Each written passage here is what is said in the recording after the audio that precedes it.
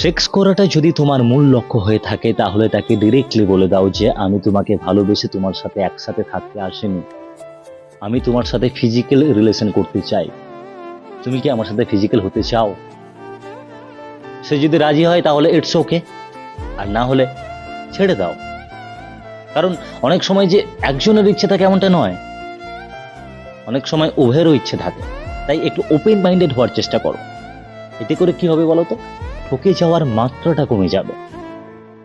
তুমি physical relation হওয়ার জন্য একটা মানুষের সঙ্গে প্রতিদিন প্রতিটা মুহূর্তে ভালোবাসা নাটক করছো, আর উল্টো দিকের মানুষটা তোমাকে নিয়ে বেঁচে থাকার স্বপ্ন দেখছে, তোমাকে নিয়ে একসঙ্গে অনেকটা পথ হাঁটার স্বপ্ন দেখছে, তোমাকে নিয়ে নানা রকম সুন্দর স্মৃতির মধুর স্বপ্ন দেখা শুরু করেছে।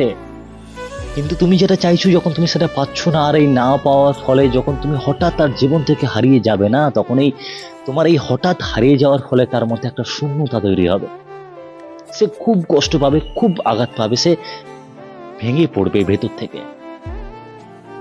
আর এই কষ্ট পাওয়াই, আঘাত পাওয়াই, মন ভাঙা অনেকে মেনে নিতে পারে না, আর মেনে নিতে পারে না বলে অনেকেই সুসাইড করে নেয়। আর যারা নিজেকে খুব বুঝিয়ে কন্ট্রোল করে নিজেকে আগের জায়গায় ফিরিয়ে আনে, তার কাছে ভালোবাসা নামক এই পবিত্র শব্দটি হয় একটা ঘৃণ্যতম, জঘন্যতম একটা শব্দ।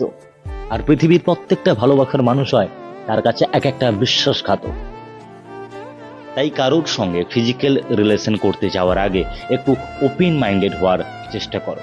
এতে করে ভালোবাসা নামক এই পবিত্র শব্দটি এবং যারা সত্যিকারে ভালোবাসে তারা এই কলঙ্কময় অধ্যায় থেকে মুক্তি পেতে পারে।